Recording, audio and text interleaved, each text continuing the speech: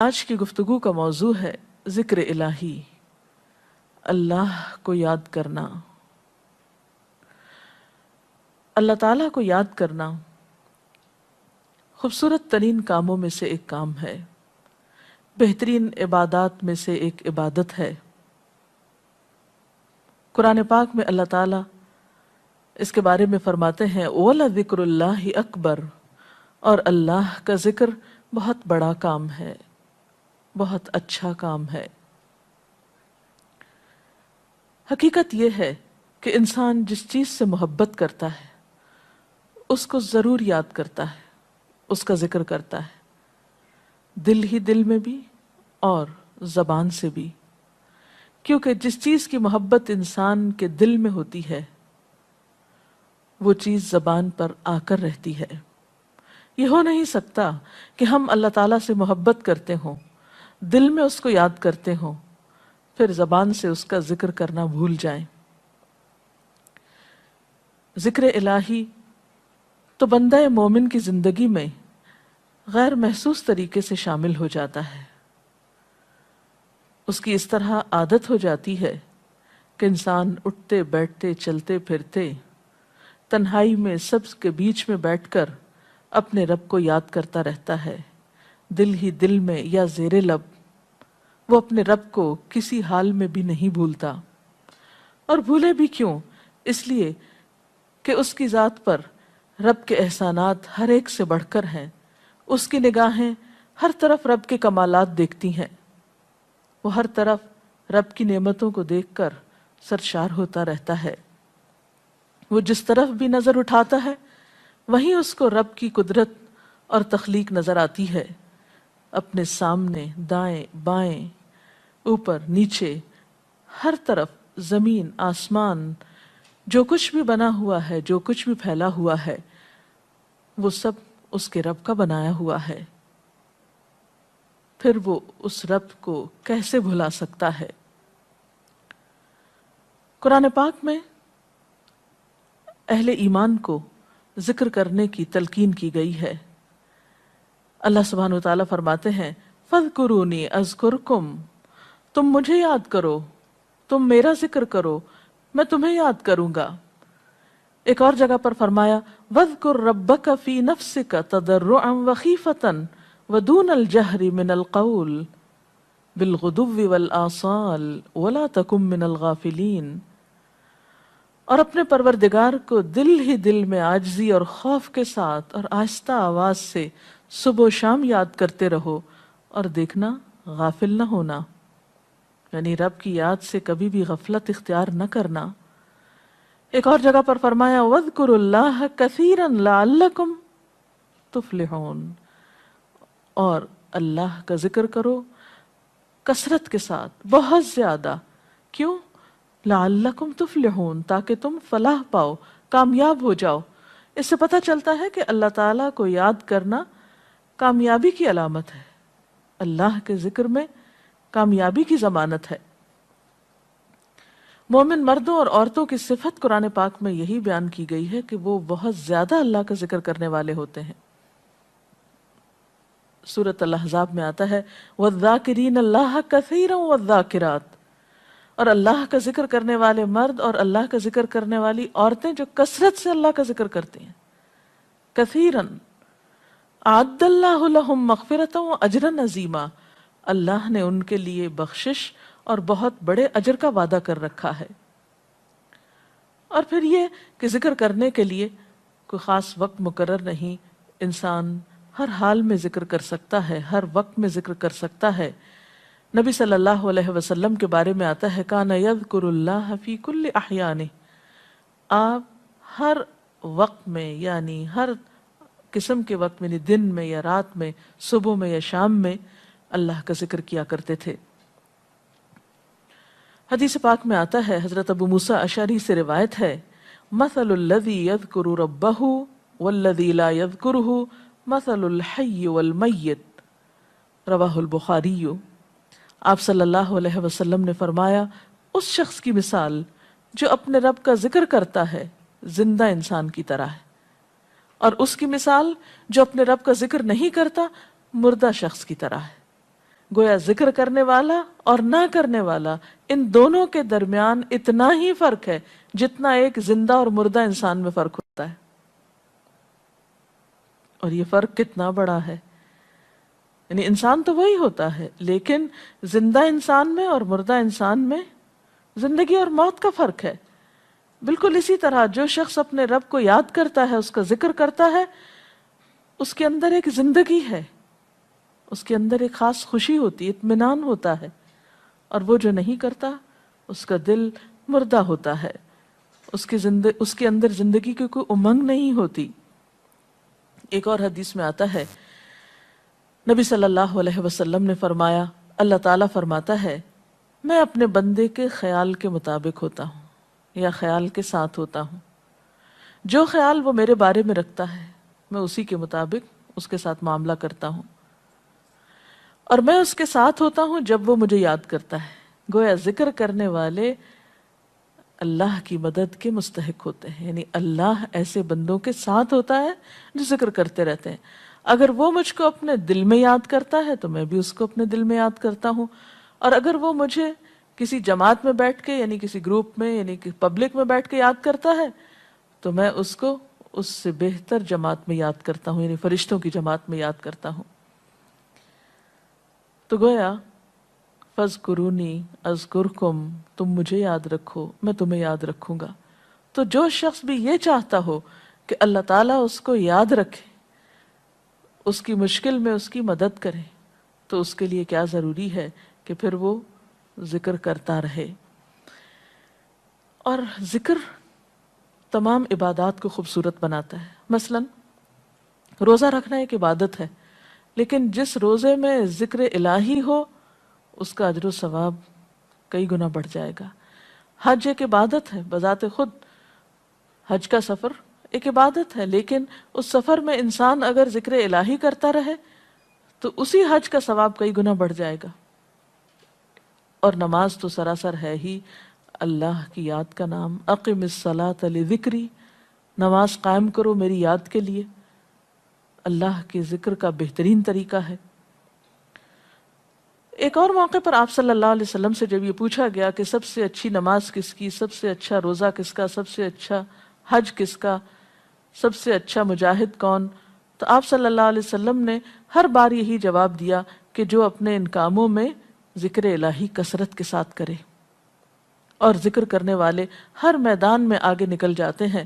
حدیث پاک میں آتا ہے نبی صلی اللہ علیہ وسلم نے فرمایا، مفردون سبقت لے گئے. لوگوں نے پوچھا کہ یہ مفردون کون ہیں؟ فرمایا وہ مرد جو کثرت کے ساتھ اللہ کا ذکر کرتے ہیں اور وہ عورتیں جو کثرت کے ساتھ اللہ کو یاد کرتی ہیں. اور یہاں آپ نوٹ کر رہے ہیں خاص طور پر مردوں کے ساتھ ساتھ عورتوں کا ذکر بھی ملتا ہے. حضرت عبداللہ بن بصر فرماتے ہیں کہ ایک شخص نے عرض کیا، یا رسول اللہ صلی اللہ علیہ وسلم، بے شک اسلام کے احکام مجھ پر بہت ہیں، یعنی ذمہ داریاں بہت ہیں، کرنے کے کام بہت ہیں. آپ مجھے کوئی ایسی بات بتائیں جسے میں اپنے لیے لازم کر لوں، یعنی میرے لیے آسان ہو اور میں پابندی سے کر سکوں.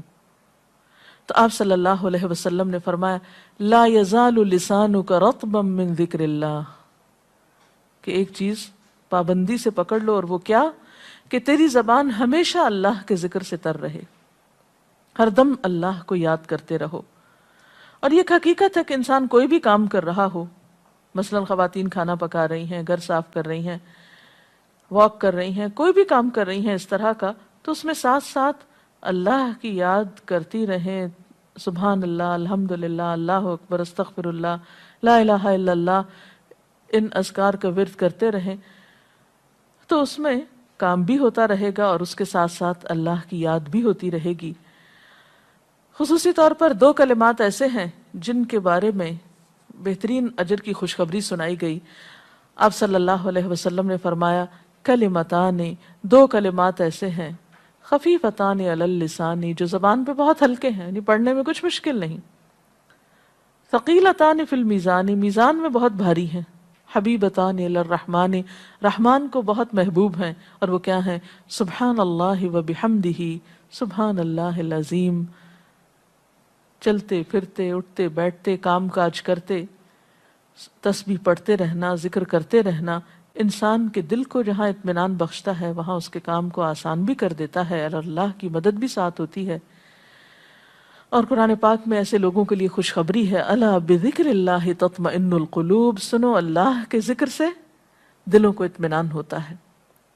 اور ویسے بھی میزان میں بہت بھاری نیکی ہے۔ ایک حدیث میں آتا ہے کہ رسول اللہ صلی اللہ علیہ وسلم نے لوگوں سے پوچھا، کیا میں تمہیں نہ بتاؤں کہ تمہارے اعمال میں سب سے اچھا عمل، سب سے پاکیزہ اور تمہارے درجات کو سب سے زیادہ بڑھانے والا، اور جو تمہارے لیے سونے چاندی کے خرچ کرنے سے زیادہ بہتر ہو، اور اس سے بھی بہتر ہو کہ تم اپنے دشمنوں سے ملو، ان کی گردنیں تم مارو اور وہ تمہاری گردنیں مارے، تو کیا ایسا عمل نہ تمہیں بتاؤں؟ صحابہ نے عرض کیا، ضرور یا رسول اللہ صلی اللہ علیہ وسلم، ہمیں ایسا عمل بتائیے۔ تو آپ نے فرمایا، وہ اللہ کا ذکر ہے۔ یعنی تمام اعمال میں وہ سبقت لے جاتا ہے۔ اسی طرح ایک اور حدیث میں ہے، رسول اللہ صلی اللہ علیہ وسلم نے فرمایا کہ جب بھی کچھ لوگ بیٹھتے ہیں اور وہ اللہ کا ذکر کرتے ہیں، یعنی کسی مجلس میں اکٹھے ہو کر بیٹھتے ہیں، تو اللہ کی رحمت ان کو ڈھانپ لیتی ہے، ان پر سکینت نازل ہوتی ہے، اللہ تعالیٰ ان کا اپنے ہاں ذکر کرتے ہیں۔ گویا اکیلے بھی ذکر کیا جا سکتا ہے اور کسی مجلس میں اکٹھے بیٹھ کر بھی۔ پھر اسی طرح صبح و شام بھی، جیسا کہ قرآن پاک میں آتا ہے، وَسَبِّحْ بِحَمْدِ رَبِّكَ قَبْلَ طُلُوعِ الشَّمْسِ وَقَبْلَ غُرُوبِهَا، اپنے رب کی تسبیح بیان کرو سورج نکلنے سے پہلے اور اس کے غروب ہونے سے پہلے۔ ایک اور جگہ پر آتا ہے، وَسَبِّحْ بِحَمْدِ رَبِّكَ بِالْعَشِيِّ وَالْإِبْكَارِ، اپنے رب کی حمد و ثنا بیان کرو عشی کے وقت یعنی عصر کے وقت، والابکار اور صبح کے وقت۔ عشی کا لفظ جو ہے یہ زوال شمس سے غروب شمس کے درمیانی وقت کو کہتے ہیں۔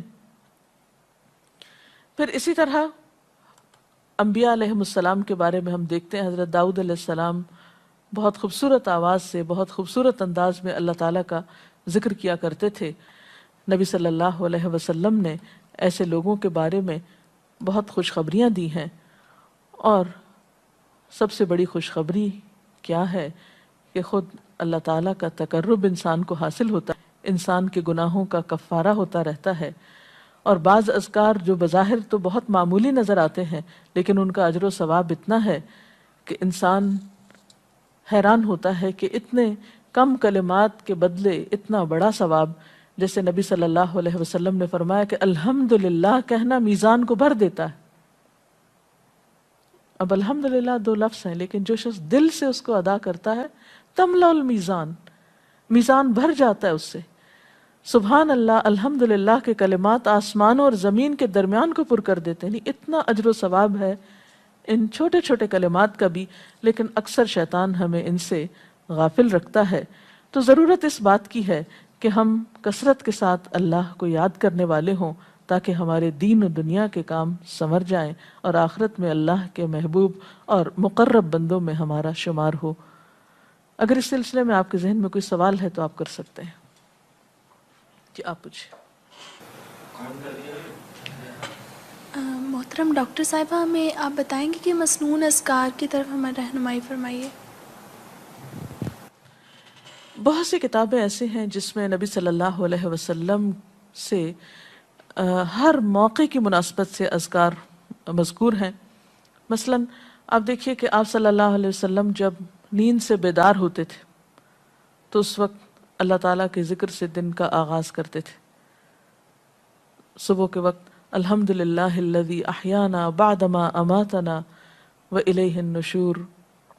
پھر اسی طرح بستر سے اٹھنے کے بعد انسان اپنے قضاء حاجت کے لیے اگر واش روم میں جاتا ہے تو اس وقت بیت الخلاء میں داخل ہونے کے وقت کا ذکر ہے۔ پھر بیت الخلاء سے باہر آنے کے وقت نبی صلی اللہ علیہ وسلم جب تہجد کے وقت اٹھتے تھے تو وضو سے پہلے آسمان کی طرف نگاہ اٹھا کر سورۃ آل عمران کی آخری آیات پڑھا کرتے تھے۔ پھر اسی طرح سحری کے وقت خاص طور پر استغفار کا حکم ہے۔ پھر انسان وضو کرتا ہے تو وضو سے قبل اور وضو کے آخر میں ذکر بتایا گیا، اور وضو کے آخر کا ذکر سبحانک اللہم و بحمدک اشہد ان لا الہ الا انت استغفرک و اتوب الیک کا اتنا ثواب بتایا گیا کہ ایسے شخص کے لیے جو پابندی کے ساتھ یہ ذکر کرتا ہے اس کے لیے جنت کے 8 دروازے کھل جاتے ہیں۔ پھر اسی طرح جب انسان گھر سے نکلتا ہے، مسجد کی طرف جاتا ہے، مرد حضرات، تو گھر سے نکلنے کے وقت کی دعا ہے، پھر اسی طرح راستے میں پڑھنے کی، پھر مسجد میں داخل ہونے کی، پھر مسجد کے اندر، پھر مسجد سے باہر نکلتے وقت، پھر دوبارہ گھر آتے ہوئے بازار سے اگر گزرتا ہے تو اس وقت کا ذکر ہے، پھر گھر میں داخل ہونے کا ذکر ہے، پھر اگر کچھ کھا رہا ہے انسان تو بسم اللہ پڑھ کر کھانے کا آغاز کرتا ہے اور الحمدللہ کے ساتھ پھر اختتام کرتا ہے، پھر اسی طرح چھینک آنے پر ذکر ہے، پھر مرغا اگر آزان دیتا ہے تو اس وقت کا ذکر ہے، پھر مؤذن کی آزان سن کر انسان اس کو جواب دیتا ہے، اس کے بعد کا پھر ذکر ہے، پھر اسی طرح انسان کسی کے ساتھ جب معاملہ کرتا ہے، کہیں وعدہ کر رہا ہے تو اللہ کو یاد کرتا ہے انشاءاللہ کہہ کے، پھر اسی طرح کوئی اچھی چیز دیکھتا ہے ماشاءاللہ کہتا ہے، کہیں استغفر اللہ کہتا ہے۔ تو بندہ مومن کی زندگی کا کوئی مقام اور کوئی موقع ایسا نہیں جس کے بارے میں نبی صلی اللہ علیہ وسلم نے کوئی نہ کوئی خوبصورت انداز کا ذکر نہ سکھایا ہو۔ حتیٰ کہ انسان شام ہوتی ہے تو پھر صبح و شام کے اذکار ہیں، پھر اسی طرح ہر نماز کے بعد کے اذکار ہیں، تسبیحات ہیں، پھر بستر میں جاتے وقت کی دعا ہے، پھر اسی طرح اگر آپ کسی بیمار کی عیادت کرنے کے لیے گئے ہیں تو اس وقت کی دعا ہے، اگر کوئی بیمار ہو جاتا ہے تو اس کے اوپر پڑھی جانے والی دعائیں ہیں۔ یعنی کوئی بھی زندگی کا گوشہ ایسا نہیں جس میں ذکر الہی کی طرف ہمیں متوجہ نہ کیا گیا ہو۔ اور حقیقت یہ ہے کہ انسان جب اس دنیا سے رخصت ہوتا ہے اور اگر لا الہ الا اللہ پر اس کی موت آتی ہے تو انشاءاللہ اس کے لیے بشارت ہے جنت میں جانے کی، لیکن یہ اسی وقت ہو سکتا ہے جب ہم اپنے عام حالات میں ذکر کے عادی ہوں۔ یہ نہیں ہو سکتا کہ عام طور پر ہم غافل رہیں اور اچانک موت کے وقت ہمیں یاد آ جائے۔ اور بات یہ ہے کہ جس خیر پر انسان دنیا سے رخصت ہوتا ہے اسی پر پھر قیامت کے دن اٹھایا جائے گا، اس لیے ذکر کو اپنی عادت میں شامل کر لینا چاہیے۔ جی آپ پوچھیے۔ ذکر اور دعا میں کیا فرق ہے؟ کیا دعا بھی ذکر میں شامل ہے یا ذکر اور دعا دو مختلف چیزیں ہیں؟ ذکر اور دعا دونوں ایک ہی چیزیں ہیں۔ ذکر کا مطلب ہے اللہ کو یاد کرنا۔ بعض اوقات انسان صرف دل میں یاد کرتا ہے، زبان سے نہیں بھی دہراتا تو وہ بھی ذکر شمار ہوتا ہے۔ بعض اوقات انسان کوئی مسنون کلمات کہتا ہے، بعض اوقات اللہ تعالیٰ کی تعریف اپنی زبان میں بیان کرنا، یہ بھی ایک طرح سے ذکر کرنا ہوتا ہے۔ اور دعا میں خاص طور پر کسی چیز کا مطالبہ کیا جاتا ہے، یہ کچھ مانگا جاتا ہے اللہ تعالیٰ سے۔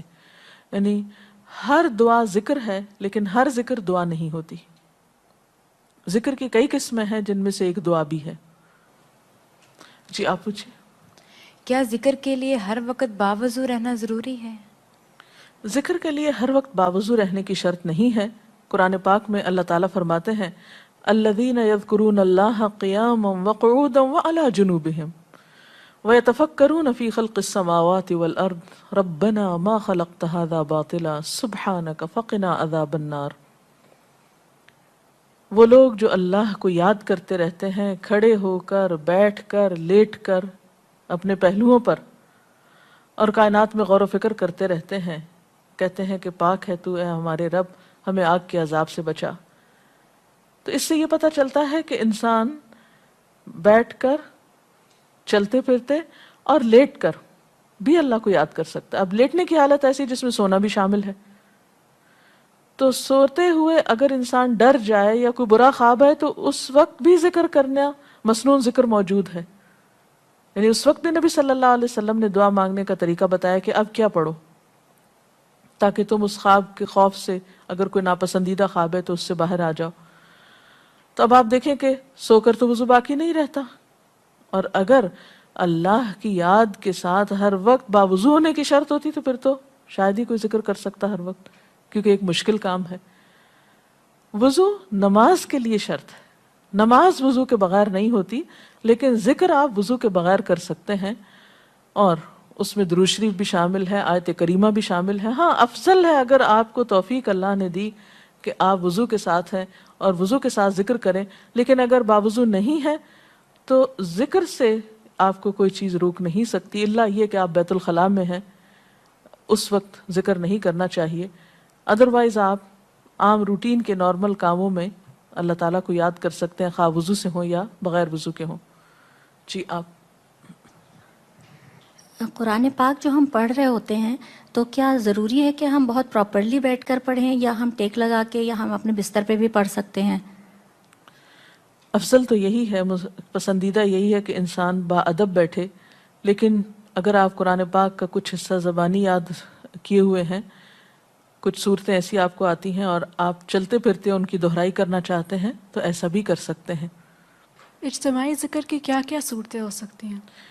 اجتماعی ذکر میں قرآن پاک کا پڑھنا، پڑھانا، سیکھنا، سکھانا، اس کو یاد کرنا، یہ تمام چیزیں آتی ہیں۔ اس کے ساتھ ہی آج کا پروگرام کا وقت ختم ہوتا ہے، اجازت چاہتے ہیں۔ السلام علیکم ورحمۃ اللہ وبرکاتہ۔ اللہ اکبر، اللہ اکبر، لا الہ الا اللہ، واللہ اکبر، اللہ اکبر وللہ الحمد۔